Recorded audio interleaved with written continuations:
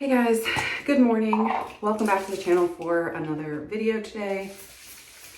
I had a lot of stuff that I wanted to just sort of chat about with you guys today.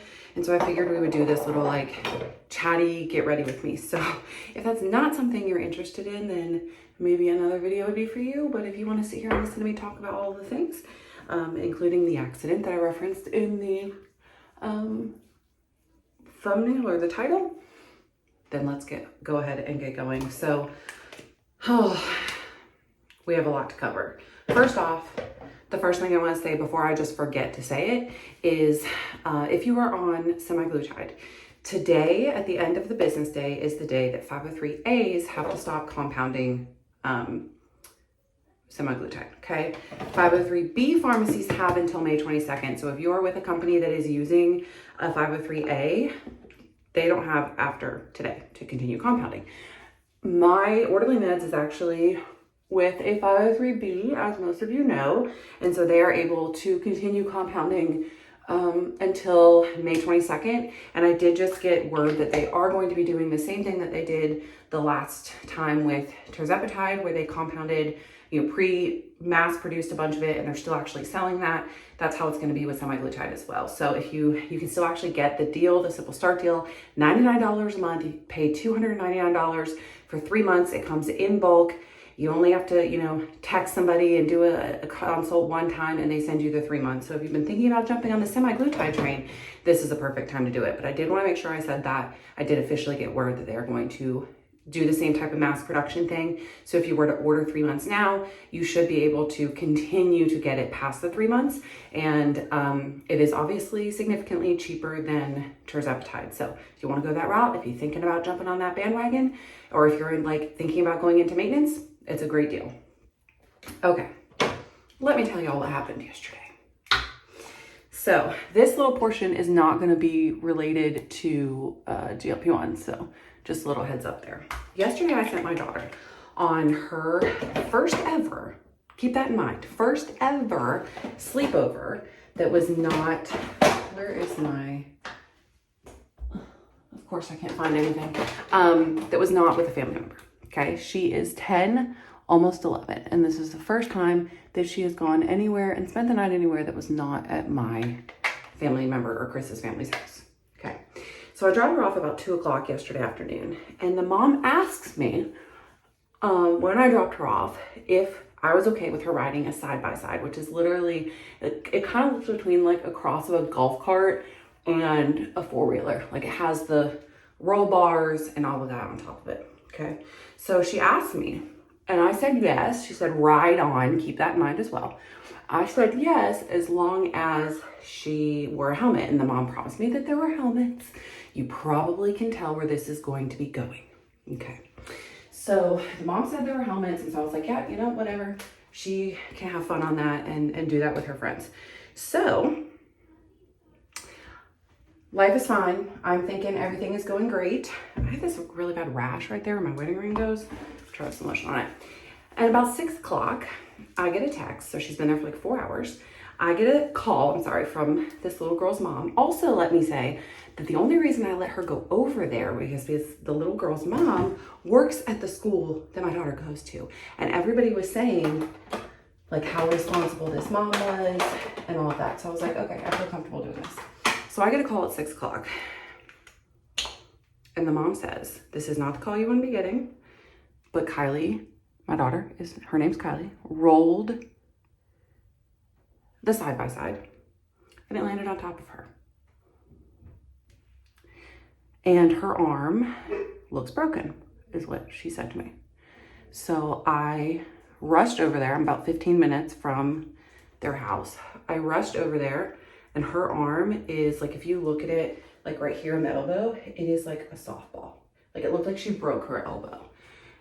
They did say that she didn't hit her head or anything like that, but her arm looked pretty gnarly. So we jump in a car and we go to the emergency room, which is actually not my preferred emergency room.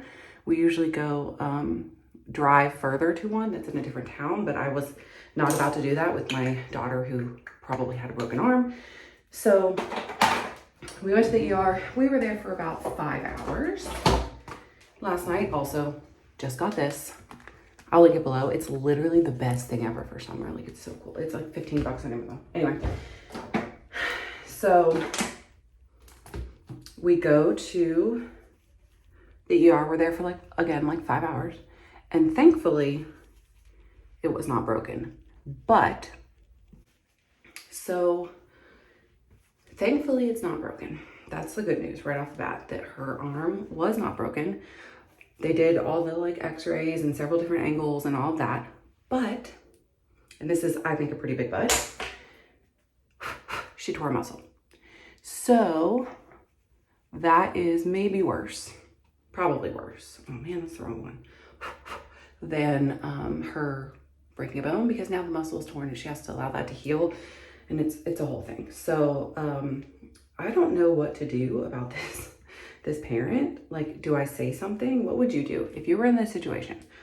I want to know what you would do, because I don't know what to do. I don't want to seem like a crazy parent, and I don't want to embarrass my kid, but at the same time, I'm like, you put my kid in danger, right? Like, she put my kid in danger. What if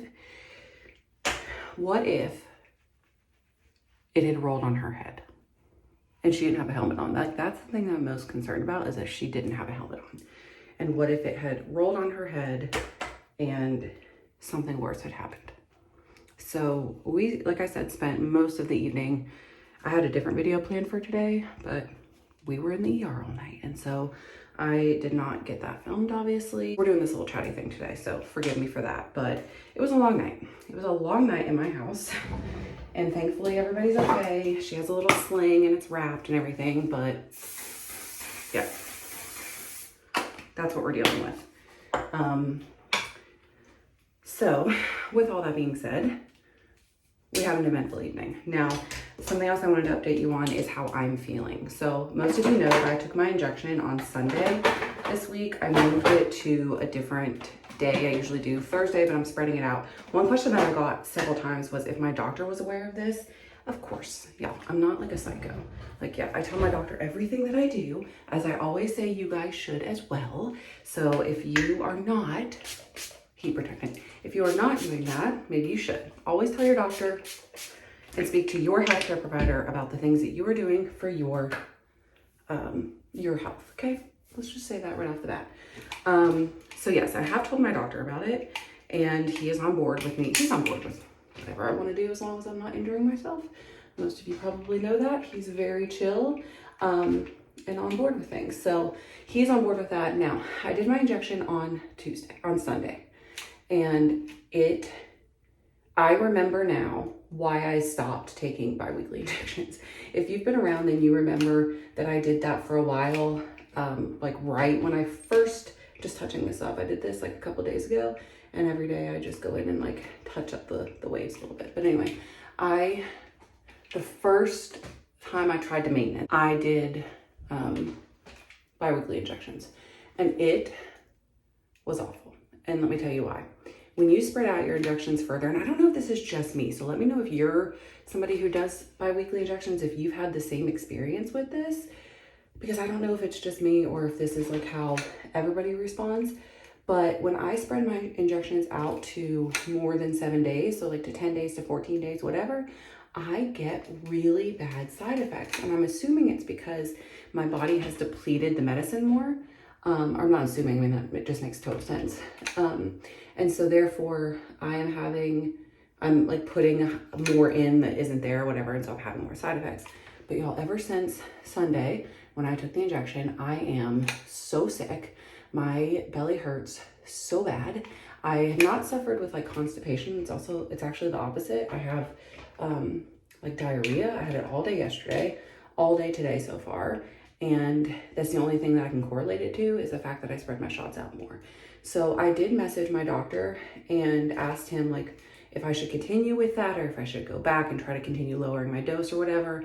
And he did tell me to give it like another day, or another week, I'm sorry, to see if my body reacts differently to it next time. And if it doesn't, then maybe we'll go back to weekly and just continue to lower. My weekly dose was 20 units. I had to run and go let my niece in, so I don't know where I left off, but I think it was where I was saying that I did talk to my doctor and he told me that I should give it another week. I think I said all that already. I don't know, y'all. I feel like, and I've been feeling like this, maintenance is so much harder.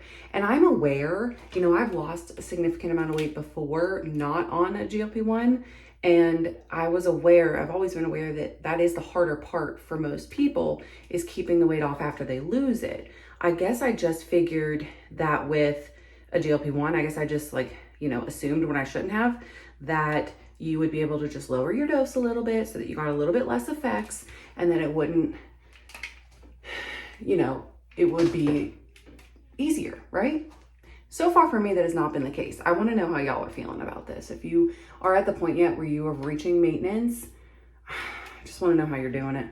Sometimes a lot of the time I rely on y'all's advice as much as you think you rely on mine, because it's a thing right now. So anyway, I would say my top symptoms or side effects that I'm having right now are nausea, for sure, 100% nausea, diarrhea,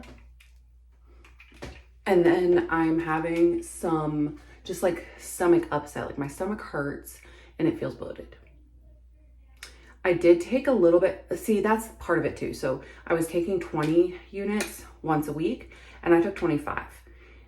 And I did, I guess, let my amount deplete a good bit in myself. So maybe that has something to do with it. I don't know, but maybe I need to go back down in dosage is kind of what I'm thinking. I don't know. Y'all, give me all your advice. It's hard. This whole thing is hard. And for anybody who says that it's so easy to just, you know, lose the weight or whatever, is crazy. I don't know. If you, for anybody who says that it's easy and that we're taking the easy way out by doing this drug, I don't know. Watch this video, I guess, because it's not. It's still a game. It's still like a thing that we're trying to figure out constantly, trying to figure out how to better our own health without like the guidance that we should have, because the medical field just wants our money. That's how I feel about it. I don't know. Maybe that's me being a little bit like negative about the whole thing, but I feel like at this point, they just want our money and they don't really want to help us to achieve maximum health from it all. And I don't know. There's a video yesterday that Allie, Fit Flavor Fun, posted where she was talking about how she received a cease and desist. Now, she didn't say, did I turn my thing off? No, she didn't say like where the cease and desist came from. So can't speak to that specifically, but she did say she received one. And there's another, I mentioned yesterday that there's a TikTok person that is affiliated with Orderly that also got her entire account shut down. So now they're trying to silence all of us. And it's just, I don't know, if we spent that much money like actually caring about people's health and about what this medicine was doing for people, then I think they would sell. Like, somebody commented on my video yesterday and was like, you know, if you would just focus on lowering your, Eli Lilly being you, lowering the prices, there's not many people who wouldn't choose to go back on Zepbound, right? Like, so many people were driven away from Eli Lilly just for the cost, right? Eli Lilly was the ultimate, like, everybody wanted to be on the brand. Nobody wanted to go to compound, and it was kind of forced upon us because of the lack of availability and lack of affordability and all of that. And so I think they're going about this wrong, where if they just would focus on trying to lower prices, that people would go back, right? Honestly though, at this point, I don't know that I would go back. Although, again, if compounding goes away, what would my choice be, right? But like right now, I'm at the point where I'm so frustrated with them because they've been so like jerky about this whole thing. That's an emotional little talk we're having today, y'all. I hope you're here for it. I'm here for it. Sometimes you just need to get it out, you know? Okay, I think I'm as ready as I am going to get for the day. I don't know how much of this will actually make it into the video because I don't know what I'll end up cutting out. Because I rambled a lot, and you know, that's just me sometimes. Sometimes I just like to talk, but I don't know. I'm frustrated. I'm frustrated that I can't seem to find a maintenance dose that is working for me, that every time I try something new that I'm excited about, it doesn't work. I know it's only been a week and I know I got to give it a little bit longer, but I'm just a little frustrated about it and I don't know. I don't know what to do. So give me your thoughts if you have any. Thank you guys so much for watching this video. I hope you enjoyed me rambling. If you like this type of video, let me know. I definitely have lots of things I can ramble about. And don't forget to check the link in the description for Orderly if you're wanting to sign up. You guys have no idea how I don't know if I mentioned this or not, but I feel like this is what I'm supposed to be doing. This is where I'm supposed to be. Like, I feel like I'm at a point now in my life. I've been searching for years, like where my place in the world is, especially with the history that I have. And I feel like I'm finally there. Like, I feel like I'm finally doing the thing that I was meant to do. And I 100% think, you know, people talked about how much I've changed in the past year or so, not just on the internet, but in real life. And I think that, you know, that glow up that I was talking about is a real thing. And I don't just mean like wearing more makeup and doing my hair. I think that I have really, in the past year, flourished into the person that Brittany was always supposed to be. And I'm proud of that person. And through sharing my journey here with you guys, through helping to promote Orderly on here and on TikTok and on Instagram, I think that I reach a good amount of people that need access and that need not only Orderly, but need what I have to offer. And that is coming from this angle of my past and how it developed me into who I am now, and how GLP-1s was absolutely responsible for all of that. So anyway, thank you guys so much for watching this video. I hope that you enjoyed it. If you did, please don't forget to give it a thumbs up. I have a kid coming and I will see you in the next one. Bye guys.